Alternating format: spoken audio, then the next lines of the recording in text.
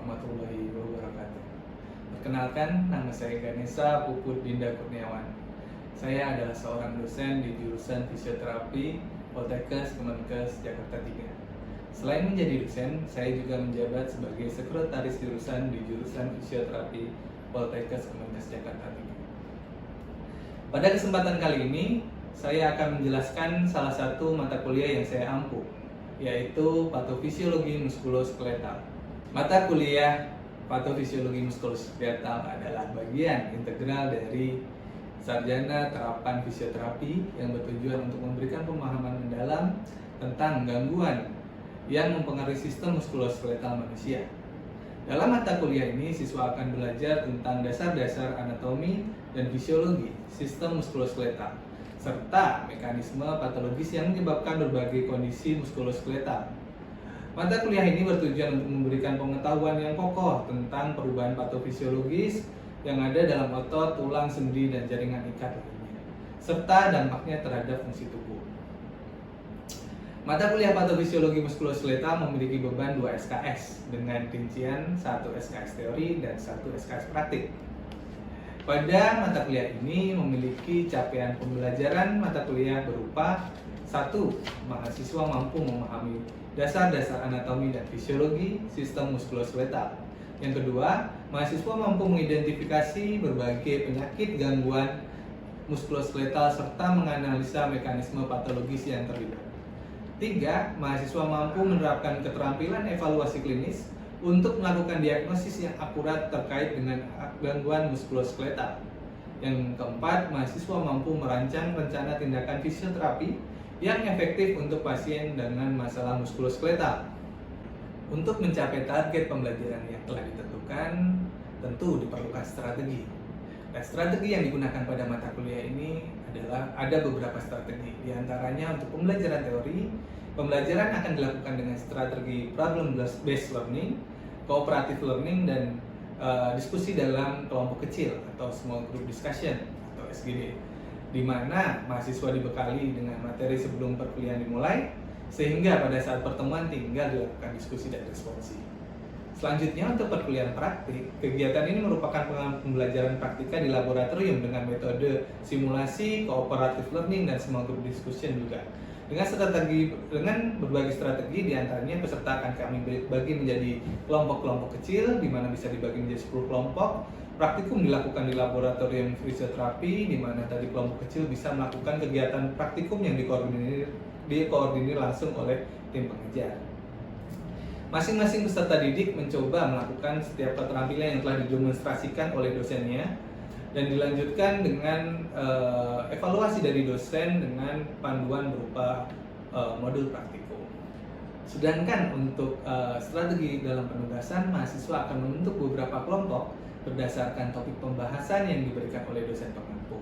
Dalam kelompok tersebut, mahasiswa diminta membuat makalah sesuai dengan materi dan dikonsulkan ke setiap dosen untuk mendapat masukan sebelum dapat dikumpulkan tugas-tugas tersebut ke PJMK. Pada mata kuliah patofisiologi muskuloskeletal sendiri ini memiliki bobot penilaian untuk kognitif sebesar 45% dengan rincian ujian tengah semester sebesar 10%, ujian akhir semester atau UAS sebesar 15%, dan penugasan membuat makalah dan presentasi adalah 30%. Dan untuk psikomotor sebesar 35% dengan rincian kemampuan praktikum mahasiswa selama pembelajaran praktik lab itu adalah 20%, ujian praktik itu 15%, serta yang terakhir adalah sikap dengan bobot 10%. Mungkin itu yang bisa kami sampaikan. Selanjutnya kita akan melihat bagaimana saya mengajar di kelas.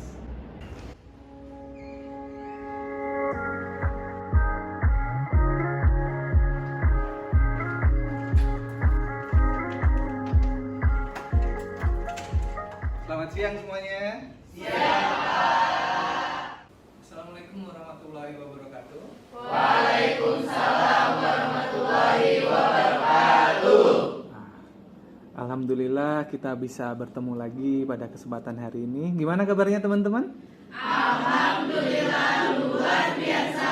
Allahu Akbar. Alhamdulillah. Memang saya selalu senang ketika teman-teman mahasiswa ini sehat selalu, bisa semangat seperti hari ini. Oke. Pada hari ini kita akan memasuki perkuliahan patomuskuloskeletal, di mana materi hari ini adalah materi radang sendi lutut atau osteoartritis, di mana di sini kita nanti akan membahas banyak hal tentang osteoartritis lutut. Tapi sebelum kita masuk ke perkuliahan, sebelum kita masuk di perkuliahan, ada baiknya kita berdoa dulu sesuai agama dan kepercayaan kita masing-masing. Oke, saya minta dari Mas Mas Hafiz untuk memimpin doa, silakan. Baik, sebelum memulai perkuliahan hari ini, marilah kita berdoa menurut agama dan kepercayaan masing-masing. Berdoa dimulai.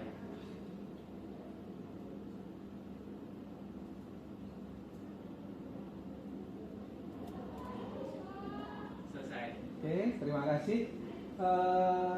Teman-teman mahasiswa, pada hari ini kita akan bicara tentang radang sendi lutut atau osteoartritis lutut atau osteoartritis jenuh, ya kan?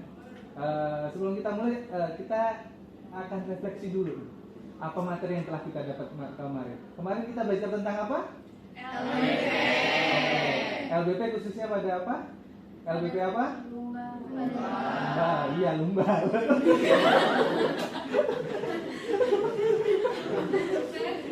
Kausa apa? HMP. Gini nih kalau waktu kuliah nggak merhatiin. Tapi masih ingat kan lumbar HMP gimana? Kalau lumbar HMP, low back pain dengan kausa HMP, masih ingat? Coba ada yang mau refleksi satu yang bisa disampaikan kemarin materi kita tentang apa? Oh, boleh? Siapa namanya, Pak? Faiza. Oh, Pak Iza. Silakan Pak Iza, coba. Jadi LBP pneumogenik atau yang disebut HNP itu dia masalahnya di diskusnya mulai menipis, jadi antara foramen intervertebralnya itu sangat bergesekan dan menyebabkan radix atau akar sarafnya itu terjepit. Jadi ada juga bisa kemunculan atau perobekan pada anulus-andulusnya yang bisa menyebabkan nantinya HNP. Biasanya yang penderita ini tuh sakit kalau misalkan lama duduk, membawa barang yang berat ataupun juga sering membungkuk gitu Pak. Oke, terima kasih Pak Iza, bagus sekali jawaban, tepuk tangan untuk Pak Iza. Baik, selanjutnya mungkin ada yang ingin menambahkan? Iya, Pak. Oh, silakan, Hafiz. Di sini ya Pak, terima kasih nama saya Mas Hafiz, lebih menambahkan Pak. Untuk problematiknya itu tadi adanya nyeri ya Pak untuk daerah lumbarnya sendiri, dan nyerinya itu biasa menjalar ke tungkai bawah Pak. Terus juga adanya kelemahan otot-otot pada pinggangnya juga, dan terakhir juga adanya keterbatasan dalam bergerak. Oh iya. Oke, bagus sekali Nafis, tepuk tangan untuk Nafis. Ya, saya sangat bangga kepada teman-teman mahasiswa ini karena walaupun kita udah seminggu nggak ketemu, tapi materinya masih ingat. Saya harap nanti sampai di akhir di UAS kalian masih ingat apa materi yang saya berikan. Apalagi nanti teman-teman udah bekerja masih teringat dengan apa yang saya berikan, saya akan sangat bangga kepada teman-teman. Oke, hari ini kita akan bicara tentang osteoartritis nih atau radang sendi lutut. Mungkin sebelum kita masuk di materinya, ada yang ingin menyampaikan pendapat mungkin? Rizko mungkin mau tentang apa itu osteoartritis? Mungkin ini Pak, dia ada keterbatasan gerak Pak. Bagian lutut ini. Oh gitu. Jadi Rizko sampaikan ada keterbatasan gerak pada sendi lutut. Itu mungkin salah satu problematik dari osteoartritis. Lanjut dulu kita ya. Nah sebelum kita mulai, sebelum kita mulai nanti kita akan pada hari ini kita akan bahas tentang gejala klinis, epidemiologi, etiologi, anatomi terkait patologi, tanda klinis, pemeriksaan penunjang, tindakan dan tindakan fisioterapi. Ini semua yang akan kita pelajari pada hari ini. Tapi sebenarnya pada patofisiologi kita konsennya adalah sampai nomor 7 dan 8 gitu ya. Sebagai untuk materi nomor 9 itu ada tambahan teman-teman. Jadi teman-teman ketika nanti masuk di materi fisioterapi muskuloskeletal, teman-teman bisa udah ada persiapan, udah ada gambaran bagaimana nanti melaksanakan terapi untuk kondisi osteoartritis. Osteoartritis lutut atau OA sendiri yang juga dikenal sebagai penyakit sendi degeneratif, ini biasanya diakibatkan oleh kerusakan dan hilangnya tulang rawan artikular secara progresif. Kondisi ini biasanya dialami oleh lansia karena di situ dia berada proses degeneratif, di mana di situ perbaikan jaringan dia melemah. Nah, pada kasus osteoartritis dia yang terkena adalah bantalan tulang rawannya. Tulang rawannya dia tergerus, lama-lama makin menipis sehingga mengiritasi pada tulang aslinya, osteum, gitu ya. Nah, oke. Selanjutnya untuk etiologi di sini dibagi jadi dua, OA lutut primer, di mana di situ hasil dari degenerasi tulang rawan artikular tanpa sebab yang diketahui atau idiopati. Dan selanjutnya adalah osteoartritis lutut sekunder dan hasil dari degenerasi tulang rawan artikular dengan suatu alasan yang diketahui. Dan di sini ada kemungkinan penyebab OA lutut sekunder. Yang pertama adalah obesitas, hipermobilitas dan ketidakstabilan sendi, malposisi sendi, dan banyak sekali yang bisa kita ada di sini. Teman-teman nanti bisa baca dan bisa dipahami. Cukup jelas? Jelas. Oke. Nah, selanjutnya untuk anatomi kita tahu di situ ada dua sendi yang ada di sini, di mana di situ tibiofemoral joint dan juga patellofemoral joint. Di mana di situ terletak condylus femoris cembung dan condylus tibialis itu relatif sekum. Masih ingat kan hukum konkav konveks ketika di biomekanik? Masih. Bentuk permukaan sendinya masih ingat? Oke. Nah, dan selanjutnya di situ antara patellofemoral itu adalah antara femur dan juga patella. Dan untuk patologi, kita akan lihat sebuah video. Nanti saya pengen teman-teman nanti ada yang mengambil kesimpulan tentang video tersebut. Oke, kita lihat dulu. Dalam video ini kita akan berbicara tentang anatomi pada osteoartritis. Ini adalah gambaran umum mengenai anatomi pada osteoartritis sendi lutut. Kenapa kita mencontohkan menggunakan sendi lutut? Karena OA biasanya terjadi pada sendi sinovial dan salah. Nah, kapsul sendi ini dilindungi oleh stabilisator seperti ligamen. Ada banyak ligamen pada sendi lutut termasuk ACL, PCL, MCL, dan juga LCL. Osteoartritis kalau didefinisikan satu-satu. Oke, videonya cukup jelas? Oke. Dari video tadi ada yang bisa ngambil kesimpulan tentang video tadi? Izin Pak. Oh iya, silakan. Iya Pak, izin memperkenalkan diri, nama saya Asti. Dari video yang Bapak berikan tadi yang bisa saya simpulkan yaitu osteoartritis itu berasal dari bahasa osteo itu tulang, terus art itu sendi, itu artinya radang. Jadi peradangan pada tulang di bagian sendi. Nah, jadi osteoartritis ini yaitu penyakit degeneratif yang mengenai di tulang kartilago atau tulang rawannya. Nah, jadi faktor penyebabnya itu bisa dari usia, terus juga jenis kelamin, sama dari deformitas juga bisa, dari cedera sebelumnya atau trauma bisa. Kalau dari jenis kelamin dari wanita itu sendiri biasanya karena faktor hormon pada wanita itu sendiri. Nah, kalau usia itu karena proses degenerasi pada usia itu karena menipisnya tulang kartilago. Jadi tulang kartilago itu kan ada bagian yang namanya kondrosit. Nah, kondrosit itu yang memberi nutrisi ke si tulang rawannya itu. Nah, jadi pada kondrositnya itu mengalami pengurangan gitu. Nah, sehingga menyebabkan nutrisi di tulang kartilagonya itu berkurang, jadi menipis. Nah, sehingga tulang periostomnya itu yang tulang aslinya itu menyebabkan terjadinya bergesekan. Iya, akhirnya ketika tulang rawannya menipis, akhirnya tulang aslinya mulai bergesekan. Nah, kemudian karena jadi di situ kan ada makrofag sama limfosit ya Pak yang kasih penyembuhan gitu Pak kalau terjadi hal itu. Tapi ternyata makrofag sama limfositnya itu tuh zat-zatnya itu memberikan zat dari zat itu di bagian, jadi ada space gitu Pak di bagian tulangnya. Nah, itu tuh membuat zat yang berlebihan itu membuat yang namanya jadi ada peradangan. Nah, itu jadilah yang namanya osteoartritis. Gitu. Tepuk tangan.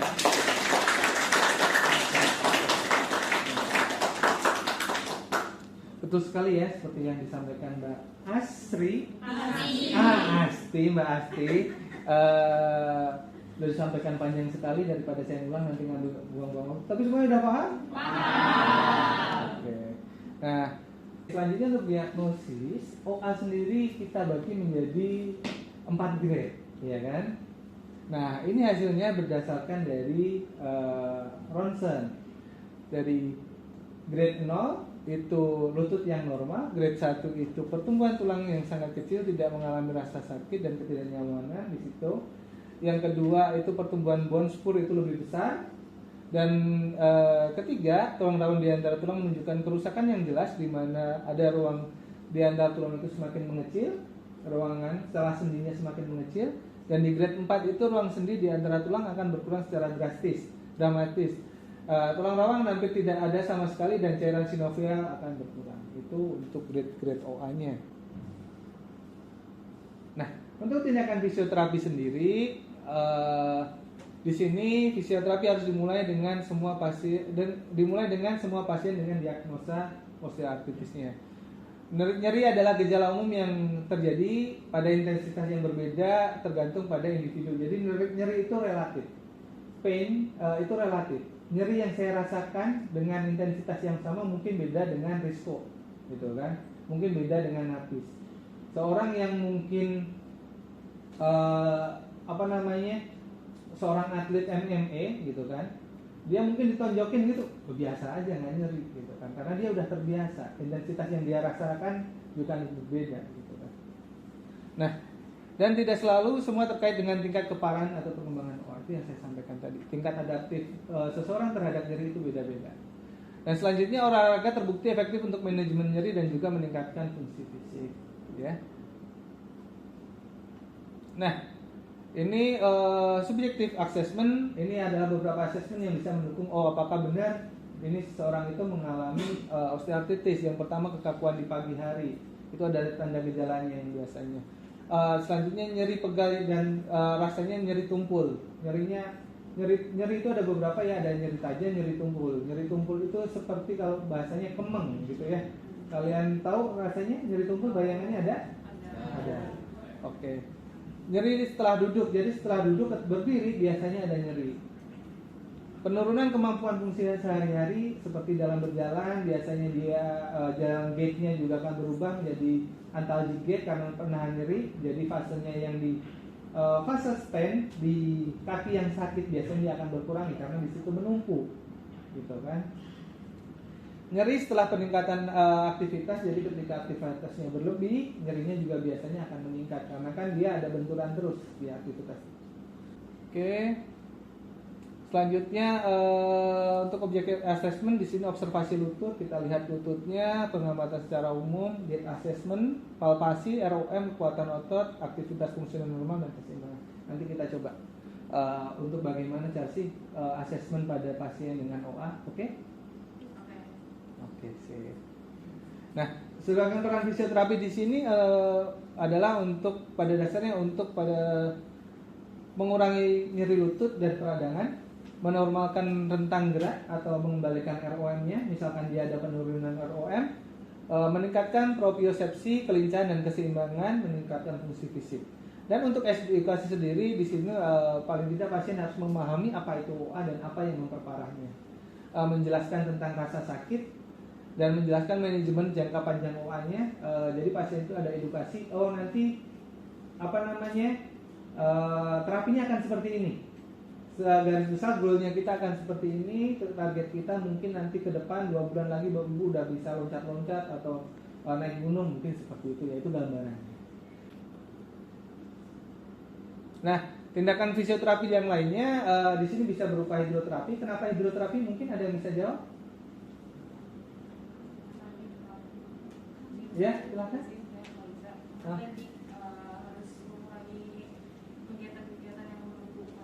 Benar. Jadi pada kasus osteoartritis itu memang kita kalau bisa latihannya ada yang mengeliminir berat badan. Jadi ketika kita berada di air, massa jenis kita itu hampir sama dengan air, sehingga beban kita juga berasa berkurang, gitu kan? Nah, itulah kenapa hidroterapi sangat dianjurkan untuk pasien osteoartritis, seperti dia bisa kita minta untuk latihan berenang dan lain sebagainya. Nah, untuk tapping, pada tapping kita bisa gunakan teknik untuk stabilisasi, di mana di situ kita bisa gunakan tarikan di atas 50%, dan juga bisa kita gunakan teknik ketika dia ada udem, kita bisa gunakan teknik untuk memperlancar jaringan pembuluh limfa. Teknik apa? Nah, spider web. Lanjut. Spider apa? Yang cowok yang belakang? Spider web. Oke. Nah, selanjutnya adalah manual terapi. Pada manual terapi kita tahu pada dasarnya osteoartritis itu adalah kondisinya di situ biasanya ketika udah parah ada deformitas. Posisi anatomisnya pasti akan berubah. Maka dari itu pentingnya dilakukan manual terapi untuk memperbaiki posisi tersebut. Kita bisa gunakan manual terapi versinya Mulligan. Pada dasarnya di sini kita tahu OA itu tidak dapat disembuhkan. Dan oleh karena itu upaya yang harus dilakukan adalah mencegah. Kalau dia udah parah, itu kita adalah target kita OA itu tidak semakin parah. Kita tingkatkan kondisi osteofitnya, apakah akan hilang? Nggak akan hilang. Osteofit itu permanen. Dan tugas kita adalah menjaga supportnya, meningkatkan stabilitasnya agar tidak semakin parah. Dengan stabilitas yang tinggi, berarti ototnya semakin membesar, luas penampangnya juga meningkat. Berarti tekanan yang diterima oleh lutut itu akan berkurang. Gitu ya. Nah, selanjutnya spesialis ortopedi harus dirujuk ke spesialis ortopedi jika memang nyeri tidak bisa diatasi. Nah, oke. Terima kasih. Selanjutnya kita lanjut ke praktik. Oke. Minta tolong kita bagi menjadi tim-tim kecil, kita nanti praktek bagaimana cara anamnesis untuk pasien osteoartritis. Oke? Nah, pada kasus OA ada beberapa pemeriksaan yang bisa mendukung untuk menegakkan diagnosa. Salah satunya kita tahu ada namanya gravitasi tes, gitu ya. Kita akan mendengarkan dengan stetoskop apakah di situ ada gravitasi atau enggak saat pasien bergerak. Gimana caranya? Yang pertama kita gunakan stetoskop. Stetoskop kalian tahu kan, yang moncong ke depan itu yang taruh ke depan. Nah, kita taruh di lututnya, boleh di sisi patelanya, dan pasien diminta untuk melakukan fleksi ekstensi. Jika pasien ada gravitasi, kita akan dengarkan suara seperti suara krek krek gitu, kayak pasir yang bergesek, gitu ya. Nah, selanjutnya